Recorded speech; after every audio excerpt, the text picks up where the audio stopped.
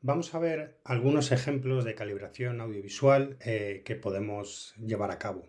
Evidentemente, a la hora de hablar de la calibración, pues el amplio, el rango de calibraciones posibles es súper amplio, ¿no? Pues podemos estar hablando de la calibración de una impresora, de la relación entre una pantalla y una impresora o algún otro sistema de cara a la impresión de fotografías. Podemos estar hablando de la calibración de un sistema de LED, ¿no? Una pantalla de LEDs para hacer producción virtual o para poder hacer conciertos, etcétera. Entonces, a la hora de usar la palabra calibración, realmente esta palabra tiene muchos usos y un rango amplio. Dentro de la calibración audiovisual, no hablando de impresión, por una cuestión también un poco de ejemplificar y de ver cuáles son los escenarios clásicos que nosotros hacemos en audiovisual, en más concretamente pues en cine, en la parte en la que nos vamos a dedicar, hablaríamos por ejemplo la calibración a un estándar que vamos a poder llevar a cabo en set. ¿Qué significa la calibración estándar? Pues nosotros le vamos a pedir a nuestro monitor que se acerque lo máximo posible a un determinado estándar, por ejemplo 709, ¿no? En el caso de la calibración que se lleva a cabo en el set hay que tener en cuenta pues condiciones de visualización. Normalmente los monitores en set están expuestos a más luz ambiente, entonces eso influye también en los parámetros de la calibración, ¿no? Porque tenemos que tener en cuenta a lo mejor que hay que darles un poco más de brillo bueno, compensar esas situaciones. Además, en el set muchas veces utilizamos para ver la imagen el monitor de User Interface o el monitor de cliente. ¿Qué significa esto? Normalmente, cuando nosotros estamos trabajando en un sistema de color, vamos a tener pues, dos o tres monitores, ¿no? Aquí tendríamos nuestra controladora, ¿no? con las bolas para las sombras, medios tonos y altas luces, y tendríamos los monitores de User Interface, ¿no? Aquí es donde va a estar pues la interfaz del DaVinci, aquí nuestras miniaturas, etcétera. Entonces, cuando nosotros estamos utilizando estos monitores, aquí están jugando pues ciertos parámetros a la hora de la calibración, como por ejemplo podría ser pues el espacio, perdón, el perfil ICC que se utilice en el sistema operativo, o cómo funcione el rango entre el ordenador y estos monitores, etcétera.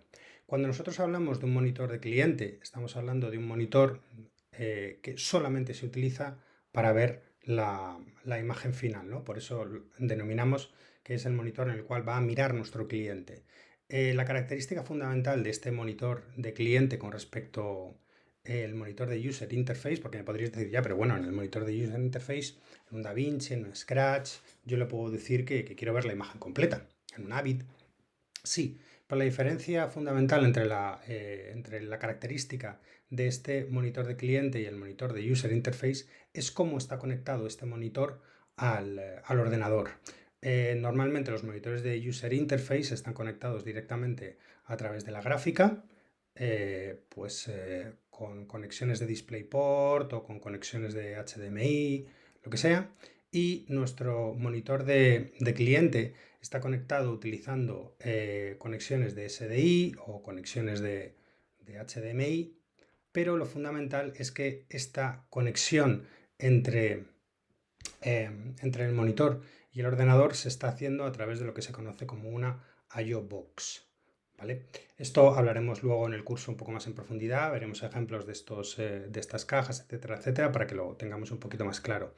Entonces, cuando nosotros utilizamos estas cajas, nos estamos saltando al sistema operativo. Esto nos va a venir bien a la hora pues, de asignar nuestro muestreo, profundidad de bit, el rango, etcétera, etcétera. Entonces, a veces en set estamos utilizando monitores viendo la imagen en el monitor de User Interface, o a veces estamos utilizando monitor de cliente.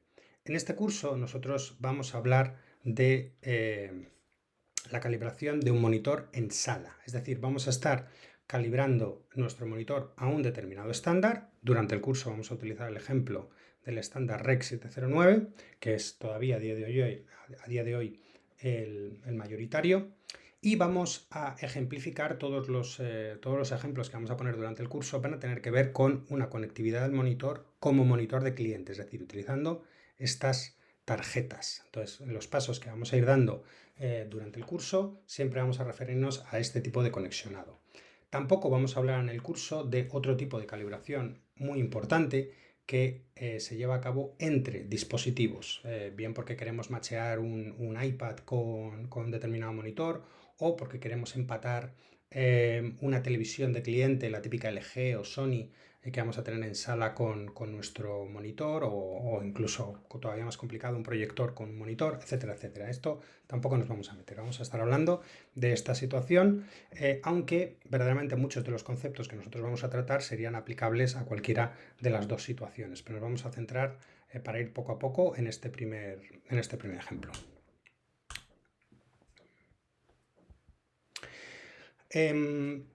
Dentro de la calibración que nosotros vamos a llevar a cabo, vamos a explicar ahora un poco, aunque no nos vamos a meter en los conceptos muy en profundidad de la gama o de las funciones de transferencia, de los espacios de color, etcétera, no es el curso para ello. Tenemos pues, los cursos de códex o los cursos de gestión de color, etcétera, para ello, pero sí vamos a hablar del tipo de configuración que vamos a utilizar en nuestro monitor para este curso.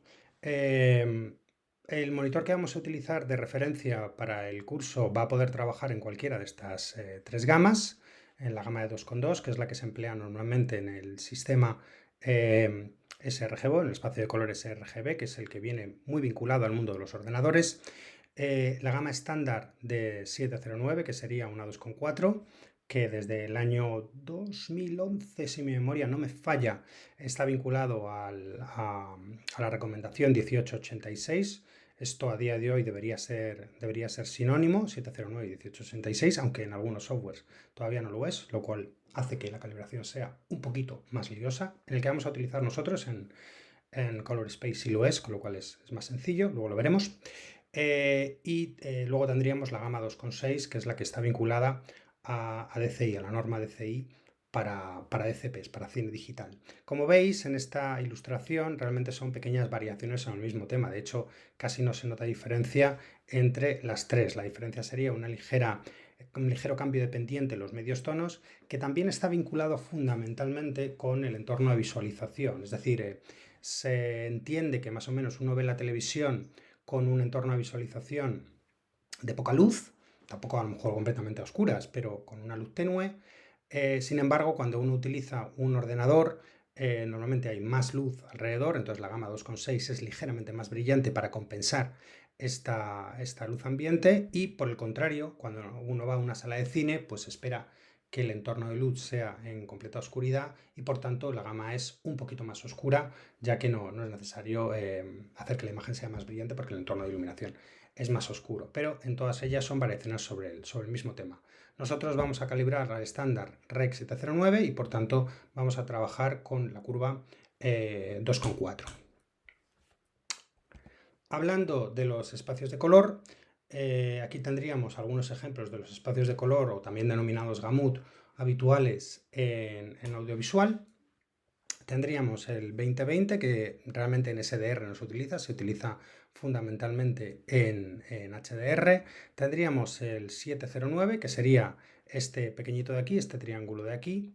Y aquí tendríamos el sRGB, que ahora veremos que por comparación es exactamente igual que el 709, que es el que nos va a aparecer en los monitores normalmente de ordenador. El Rec 709 está vinculado a monitores más de tipo broadcast y sRGB a monitores de ordenador, pero son iguales.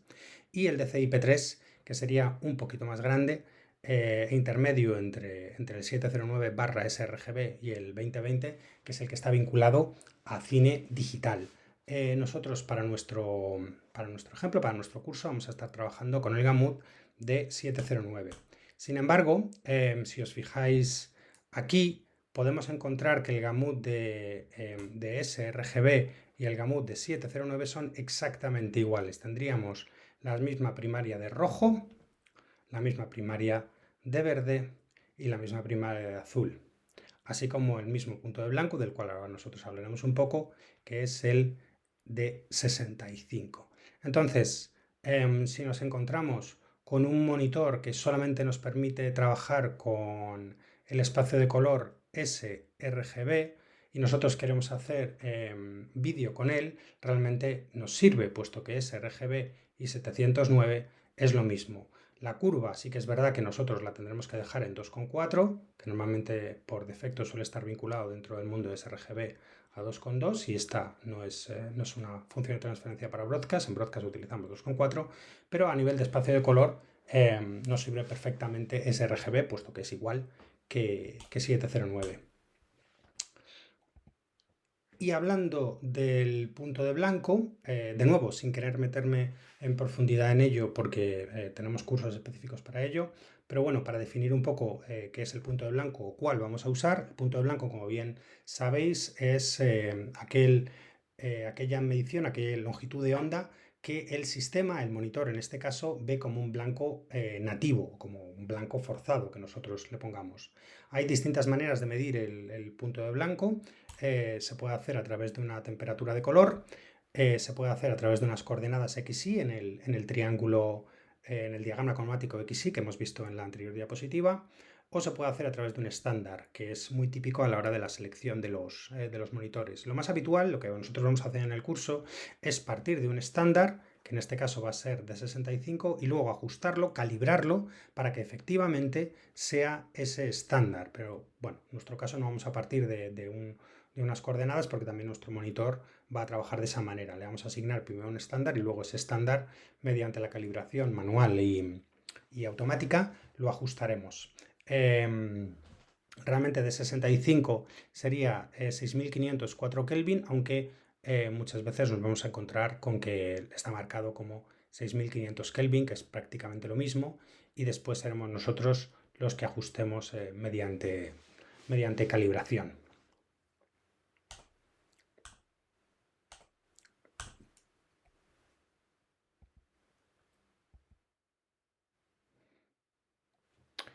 Vale, en este curso nosotros vamos a ver varios monitores, pero fundamentalmente las prácticas del curso se van a centrar en este monitor de aquí, en el Eizo Color Edge, el CS240. Es un monitor que ya tiene algún tiempo.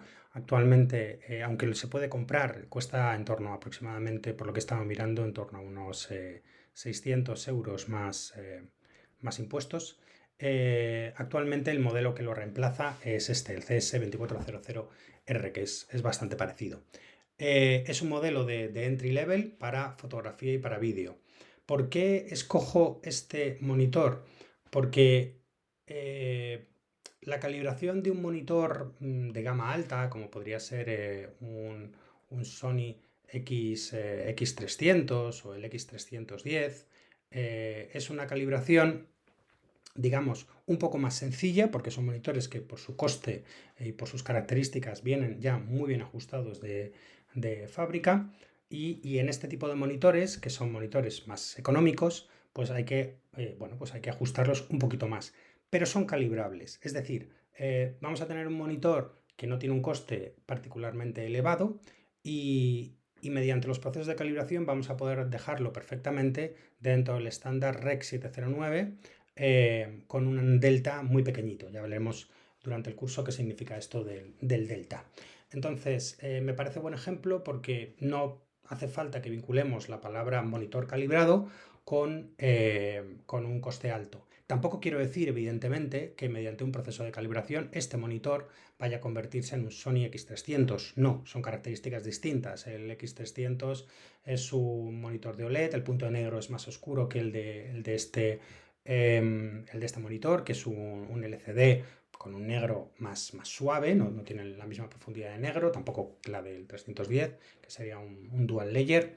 Y las características son distintas. Evidentemente este monitor es mejor independientemente de que ambos estén calibrados, es decir, no los comparo. Pero es verdad que si nosotros, y luego hablaremos un poco más de esto también, si nosotros tenemos este presupuesto, porque tenemos, para monitores quiero decir, porque tenemos clientes que nos pagan este presupuesto, que al final el color no deja de ser un negocio y tenemos que tener un retorno de la inversión. Entonces, si nosotros tenemos clientes que nos pagan este monitor y no nos pagan un X300, podemos dejar este monitor calibrado adecuadamente, de manera que podamos hacer un trabajo honesto y decir que nuestro monitor es adecuado para el trabajo que estamos haciendo. Evidentemente, pues si queremos hacer cine o queremos hacer HDR, pues no nos serviría. Entonces, no tenemos por qué vincular la palabra monitor calibrable con monitor caro. Luego también veremos que no todos los monitores lo son, es decir, no, al final el monitor sea calibrable o no, es una característica más como el tamaño del monitor, como las funciones de transferencia que admite, su resolución, etcétera, etcétera. El monitor con el que vamos a trabajar tiene una resolución de 1920 por 1200, es un monitor que está pensado para fotografía y para vídeo. Cuando trabajemos con vídeo con él, normalmente lo vamos a usar en 1090 por 1080, es decir, en 16 novenos, y nos aparecerán unas banditas negras por aquí. Cuando se utiliza como monitor de user interface para hacer fotografía o simplemente como monitor de ordenador, pues se utiliza pantalla completa. Tiene gamas de 2,2, 2,4, 2,6, vamos a utilizarlo en 2,4. Aquí cada maestrillo tiene su librillo. Si yo voy a hacer un proyecto para cine y no tengo un proyector, hay gente que opina que hay que colocar el monitor en 2,6. También, evidentemente, si el monitor admitiera P3, bueno, esto es tremendamente subjetivo, es mi opinión, pero yo no lo haría. Yo creo que un monitor, también por estas cuestiones que hemos estado viendo antes de los entornos de visualización, creo que la gama 2,6 está pensada para una pantalla grande y para un entorno de visualización oscuro, y lo más adecuado es trabajar estos monitores pequeños, ¿no? De 24 pulgadas, de 30 pulgadas, etcétera, en una gama 2,4. No hay un siempre, no hay un nunca, hay que ver cada caso en concreto, pero a priori es mi opinión. En cualquier caso, para el curso, como vamos a estar trabajando en 709, vamos a calibrarlo a 2,4. No lo he dicho, es un monitor de 24 pulgadas, que sería un poco lo mínimo que en mi opinión es adecuado para hacer color con él. Tiene espacio de color sRGB, no tiene espacio de color nombrado como 709, pero nos da igual porque ya hemos dicho que sRGB y 709 es lo mismo, por tanto vamos a seleccionar sRGB y luego lo vamos a particularizar porque lo tendremos que calibrar. Entonces calibraremos para sRGB / 709, y también tiene Adobe RGB, que no nos interesa puesto que esto es para fotografía. Admite punto blanco de 65, que es el que nos interesa, además de otros. Tiene una visualización de 10 bits de profundidad de color a través de DisplayPort o de HDMI, que es el conexionado que nosotros vamos a utilizar a través de una I/O box, que luego hablaremos de ella. Y ya hemos mencionado, es un panel de IPS en LCD con White Gamut LED. Esto será importante después cuando apliquemos los perfiles para poder ajustar los colorímetros. Un contraste de 1000:1, que es el estándar para SDR, y es calibrable. Esto es lo más importante. Es un monitor que va a poder tener un delta inferior a 2 utilizando las herramientas propias, el Color Navigator, o herramientas de terceros, que es lo que nosotros vamos a utilizar. Este sería el Color Navigator, que nosotros no lo vamos a usar. Vamos a usar fundamentalmente la suite de Light Space, Light Illusion, perdón, me lío con los nombres. La empresa es Light Illusion, que sería el Color Space 0 y el Color Space completo, y algún ejemplo también con Light Space.